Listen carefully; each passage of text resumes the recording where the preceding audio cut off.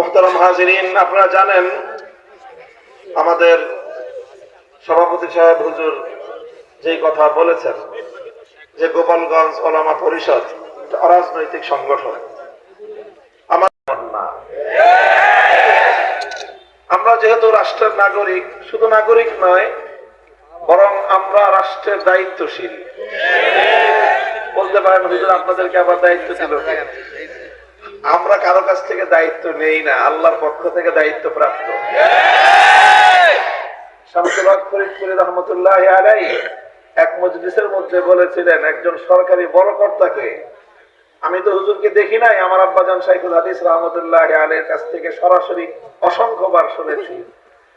যখন সরকারি বাংলাদেশের এই পূর্ব পাকিস্তানের প্রধান যিনি সরকারি কর্মকর্তা হন, তিনি হুজুরকে বলেছিলেন একটা সেই ফ্যামিলি প্ল্যানিং ল নিয়ে, যে হুজুর যখন আন্দোলন করলেন তখন তিনি বললেন যে হুজুর বুঝেন তো, আমরা তো সরকারি চাকরি করি, আমাদের তো কিছু বিধিনিষেধ আছে। হুজুর বলছিলেন খুব ভালো কথা বলছেন, গভর্নর সাহেব খুব ভালো কথা বলছেন, যে আপনারা সরকারি চাকরি করেন এই জন্য আপনাদের কিছু বাধ্যবাধকতা আছে, মনে রাখেন আমরাও বড় এক সরকারের চাকরি করি। আপনি আপনার সরকারের যেরকম বাধ্যবাধকতার কারণে অনেক কিছু করতে বাধ্য, আমরাও আমাদের বড় যেই সরকারের চাকরি করি সেই সরকারের নির্দেশে আমরা অনেক কিছু করতে বাধ্য হই। আপনার সরকার যখন আমার সরকারের বিরুদ্ধাচরণ করে, তখন আপনি আপনার সরকারের পক্ষ থেকে যদি মাঠে নামেন, আমরা আমাদের সরকারের পক্ষ থেকে যা করতে হয় অতীতেও করেছি, ভবিষ্যতেও আমরা করতে কুণ্ঠিত হব।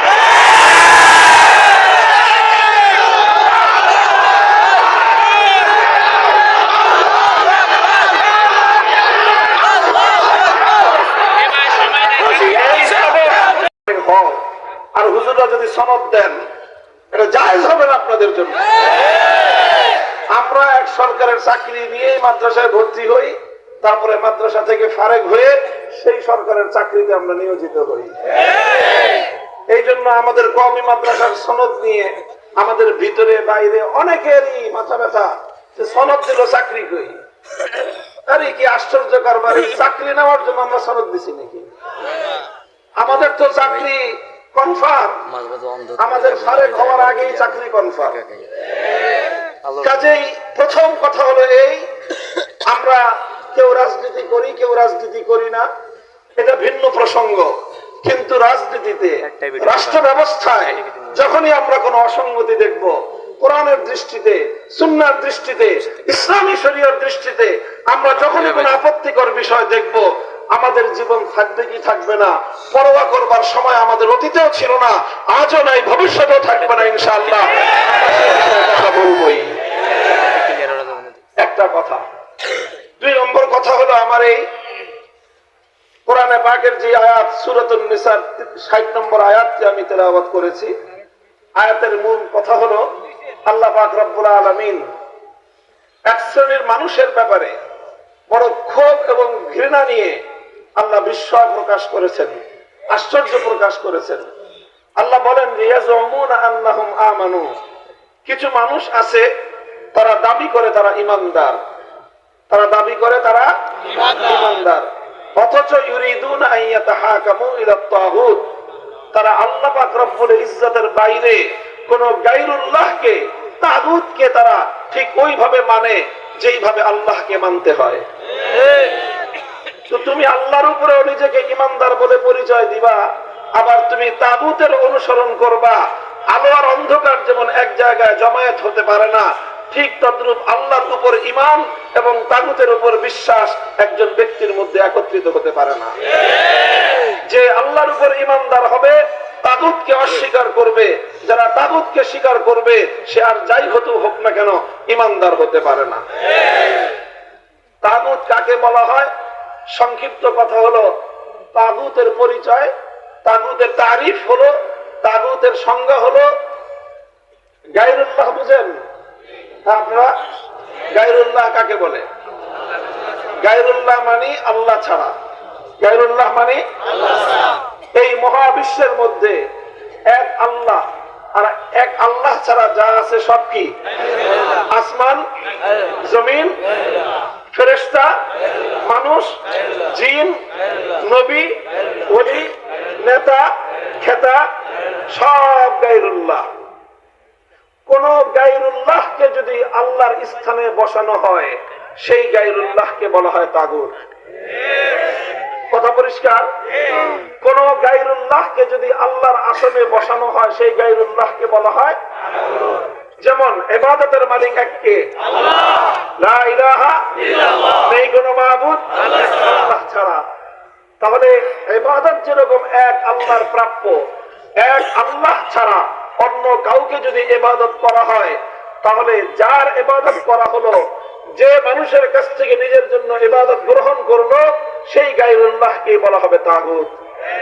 সেই যুগে লাত, মানাত, উজ্জা, হুবাল এই সকল দেবতাদেরকে মানুষ পূজা করত, এই সবগুলো দেবতা একটা একটা তাগুত। এখন লাত, মানাত, উজ্জা, হুবাল নাই, এখন আছে বিভিন্ন ধরনের গায়রুল্লাহ যাদের পূজা বিভিন্ন মানুষ করে থাকে। দুর্গা, সরস্বতী, কালী, আরো যত দেব দেবতা থাকতে পারে দুনিয়ার মানুষের, ইসলামের দৃষ্টিতে প্রত্যেকটা দেব দেবতা একটা একটা তাগুত। কারণ ইবাদতের একমাত্র মালিককে আল্লাহ। তুমি যখন মাবুদ হবেন একমাত্র কে? আল্লাহ। তুমি যখন আল্লাহকে বাদ দিয়ে দুর্গাকে মাবুদ বানালা, দুর্গা হলো তাগুত। তুমি যখন আল্লাহকে বাদ দিয়ে কোন গায়রুল্লাহকে মাবুদ বানালা সেই গায়রুল্লাহকে বলা হয় তাগুত। কথাটা বোঝা গেল?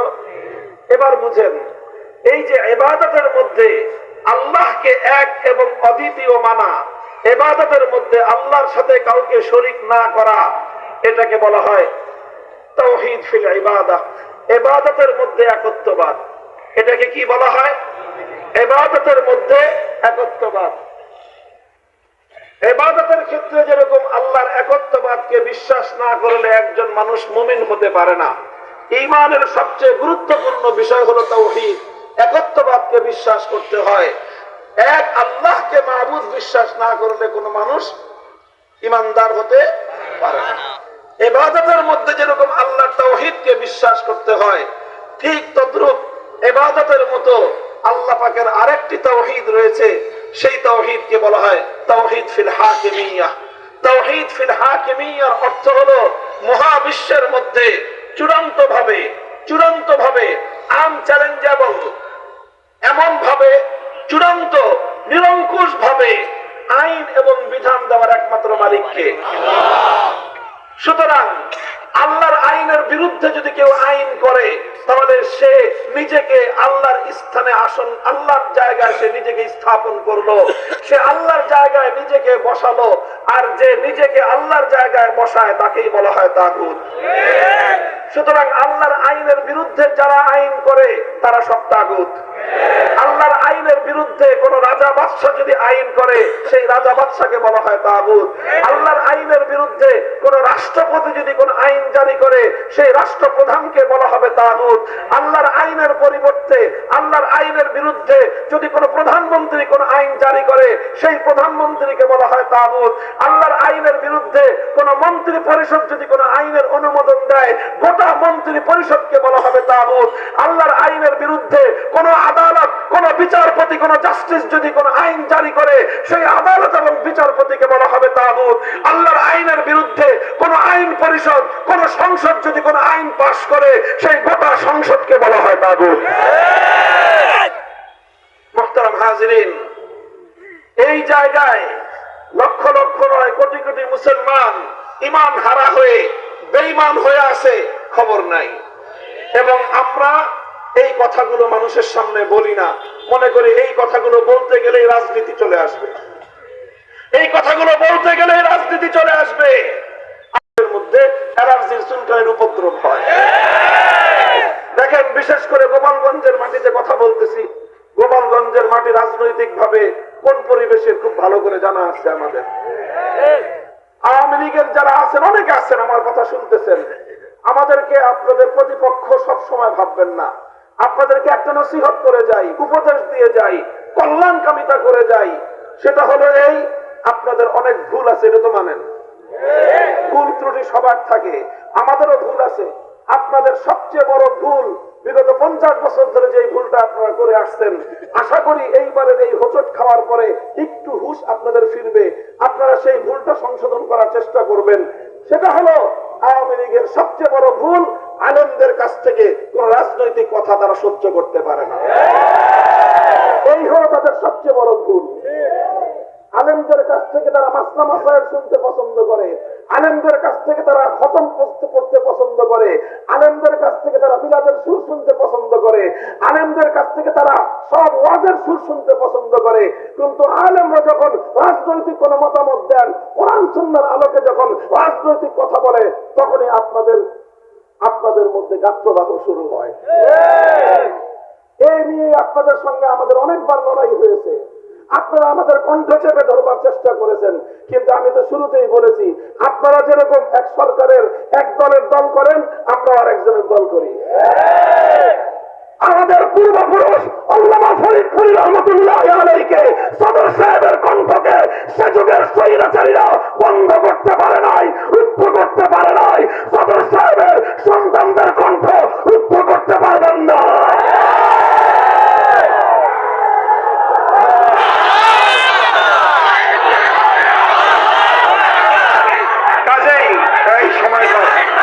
কাজেই আমার এই কথাটা যদি আপনাদের কাছে ভালো মনে হয় যে না, এই কথাটা একটা ভালো পরামর্শ দিছে, আগামী দিনে আবার হয়তো আপনারা রাজনীতিতে পুনর্বাসিত হবেন, তাহলে এই ভুলটা সংশোধন করে আইসেন।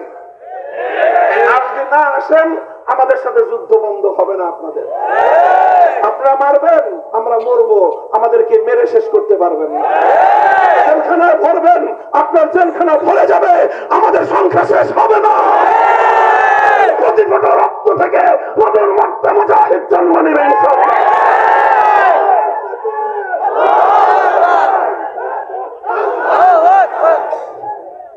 আর এই আওয়ামী লীগের টাকা দেখি এই চরিত্র বিএনপির মধ্যে সংক্রমিত হয়েছে। রাজনীতি করতে চাইবেন বাংলাদেশে, আমরা বাংলাদেশে, আমি এই কথা বহুদিন ধরে বলি, ভাড়াটিয়া হিসেবে থাকি না। ভাড়াটিয়া মনে করবেন না হুজুরদেরকে, আলেমদের দিকে কেউ করুণার দৃষ্টি দিয়ে তাকাবেন না, ভাইয়ের ভ্রাতৃত্বের দৃষ্টি দিয়ে তাকাবেন, হাতে হাত মেলাবেন। আমি আপনার ভাই, আপনি আমার ভাই। প্রভুত্ব ফলাতে আসবেন, চোখ উপড়ে ফেলবো আমরা। এই অধিকার নিয়ে আমরা দেশে চলাচল করি। দেশের প্রতি ইঞ্চি মাটি আমরা খরিদা সূত্রে মালিক, খরিদ করেছি। কারো দায়া দাক্ষিণ্যে আমরা দেশে বসবাস করি না। বলবেন কি দিয়ে কিনেছেন? রক্ত দিয়ে কিনেছি। পূর্বপুরুষদের প্রতি ফোঁটা রক্ত দিয়ে আমরা জমিন খরিদ করেছি। রক্ত দিয়েছেন আমাদের পূর্বপুরুষ সৈয়দ আহমদ শহীদ রহমতুল্লাহ আলাইহি। এ মাটির জন্য রক্ত দিয়েছেন হাফেজ জামান শহীদ রহমতুল্লাহ আলাইহি। এ মাটির জন্য রক্ত দিয়েছেন হাজী শরীয়তুল্লাহ রাহ। রক্তের খরিদা সূত্রে এই জমিনে আমরা ভাড়াটিয়া হিসেবে থাকতে পারবো না। আখেরি পয়গাম, এই যে ঈমান এবং তাগুতের কথা বললাম, আমাদের রাষ্ট্র ব্যবস্থার একটা জায়গা এই তাগুতটা বসে আছে। রাষ্ট্রীয় সেই জায়গা থেকে এই তাগুতটাকে উৎখাত করতে হবে। 1970-এর নির্বাচনের সময় শেখ সাহেব একটা প্রতিশ্রুতি দিয়েছিলেন জাতিকে, অঙ্গীকার করেছিলেন। এটা শেখ মুজিবুর রহমান সাহেবের জীবনের সবচেয়ে বড় অর্জন ছিল। সেটা হলো 70-এর নির্বাচনের আগে তিনি তার দলীয় নির্বাচনী ইশতেহারে ঘোষণা করেছিলেন, আমরা নির্বাচনে পাশ করতে পারলে কোরআন সুন্নাহ বিরোধী কোন আইন করব না। এটা আমার বানানো কথা না, এটা শেখ মুজিবুর রহমান সাহেবের জন্মভূমিতে দাঁড়ায় চ্যালেঞ্জ করে বলে গেলাম, যদি 70-এর নির্বাচনে আওয়ামী লীগের নির্বাচনী ইশতেহারে এই কথাটা না থেকে থাকে, আগামী দিন আর কোনোদিন মানুষের সামনে মাইকে কোনো কথা বলবো না। এই কথা ছিল তার। 70-এর নির্বাচনে তিনি এই ঘোষণা দিয়েছিলেন। এটা জাতির সঙ্গে তার অঙ্গীকার ছিল, ওয়াদা ছিল, এই কমিটমেন্ট ছিল। দুর্ভাগ্যজনক ভাবে ৭২ সালে ভারতের চাপে বাংলাদেশের সেই অঙ্গীকার, সেই ওয়াদা বরখেলাপ করা হয়েছে। সংবিধানের মধ্যে ইসলাম বিরোধী ধর্মনিরপেক্ষতা অন্তর্ভুক্ত করে ৭০-এর নির্বাচনের ওয়াদার সঙ্গে গাদ্দারি করা হয়েছে। সেই থেকে সমস্যা বাংলাদেশের। ৭২ থেকে আজ ২০২৪ সাল, ভারত এই তার সাংবিধানিক বাধ্যবাধকতার মাধ্যমে, ভারত তার সংবিধানের মূলনীতিগুলো আমাদের বাংলাদেশের সংবিধানের উপর চাপিয়ে দিয়ে গোটা বাংলাদেশকে সে তার সেবা দাসে পরিণত করতে চায়। আজ বাংলাদেশের অন্তর্বর্তীকালীন সরকার এখন কানে পানি ঢুকছে, এখন কানে পানি ঢুকছে তোমাদের। আমরা এত বছর ধরে চিৎকার করি, আমাদের কথা তখন ভালো লাগে নাই, এখন সবাইকে ডাকতেছেন, তাও ভালো ভালো। এখন পানি ঢুকছে, তাও ভালো। মরার আগে তো অন্তত একটু সতর্ক হয়েছেন, এটাকে আমরা স্বাগত জানাই। এখন আপনারা চিন্তা করতেছেন কিভাবে পার্শ্ববর্তী এই রাষ্ট্রের আধিপত্য থেকে এই বাংলাদেশটাকে হেফাজত করা যায়। সকলকে ডেকেছেন, ওয়েলকাম, আমরা স্বাগত জানিয়েছি। তবে আপনারা যেটা চান সেটা কোনোদিন হওয়ার নয়। সেটা হলো গাছের শেকড়ে, গাছের গোড়ায় পানি ঢালবেন আর উপর দিয়ে একটা ডাল ছেটে মনে করবেন এই বিষ বৃক্ষের ছায়া থেকে আপনারা মুক্ত হবেন। এটা কোশ্চিনকালেও হওয়া সম্ভব নয়। যদি আপনি এই বিষ বৃক্ষের বিষ থেকে যদি আপনাকে মুক্তি পেতে হয়, শুধুমাত্র ডাল ছাটলে হবে না, শেকড় সদ্য উপড়ে ফেলতে হবে। আর সেই শেকড় হলো বাংলাদেশে সংবিধানের মধ্যে কোরআন সুন্নাহ বিরোধী আইন এবং নীতিমালা করবার যে ওপেন স্পেস, এটাকে বন্ধ করতে হবে।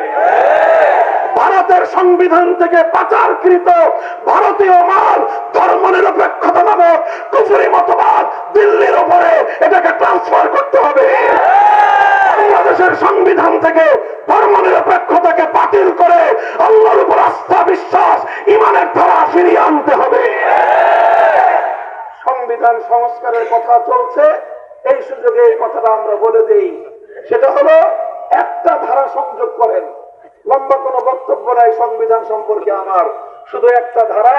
সেটা হলো সংবিধানে এমন কোন একটা ধারা থাকতে হবে, সেটা ওআইসি করুক, ইভেন সেটা সার্ক করুক, যত আন্তর্জাতিক ফোরাম আছে সমস্ত আন্তর্জাতিক ফোরামের উপরে আন্তর্জাতিক সৃষ্টিকর্তা মহান আল্লাহ পাক রব্বুল আলামিনের বিধিনিষেধের এই বাউন্ডারি যদি থাকে, তাহলে বাংলাদেশ সুরক্ষিত থাকবে। তাহলে এই দাবি আমার, যদি ওলামায়ে কেরাম এই দাবির সঙ্গে আপনারা একমত থাকেন, এই দাবিটা আমরা এবার জোরালো ভাবে ধাক্কা দিতে পারি। আমরা সংবিধানে একটা সংস্কার চাই, সেটা হলো বাংলাদেশে ইসলাম বিরোধী কোন আইন, আল্লাহ শরিয়া বিরোধী কোন আইন, কোন নীতিমালা থাকতে পারবে না, কার্যকর হবে না, থেকে থাকলে বাতিল বলে গণ্য হবে। এটা বললাম, এটা করেন। এখন আমরা পরামর্শ দিচ্ছি, বুক পেতে জালিমের বুলেটের সামনে নিজের বুক পেতে দিতে পারে যে জাতির মায়েরা আবু সাঈদের মতো সন্তান গর্ভে ধারণ করতে পারে। লক্ষ আবু সাঈদ বাংলার ঘরে ঘরে আছে। এরপরে বিপ্লব হবে আল্লাহর জমিনে আল্লাহর কোরআনের শাসন কায়েম করবার বিপ্লব। বিপ্লব হবে ইসলামী খেলাফত কায়েমের বিপ্লব। বিপ্লব হবে ইসলামী নিজাম বাস্তবায়নের বিপ্লব। বিপ্লবের জন্য 2000 নয়, 2 লক্ষ নয়, শহীদ ঈদগাহে 2 কোটি যুবক শাহাদাতের জন্য জমায়েত হবে, জমায়েত হবে ইনশাআল্লাহ।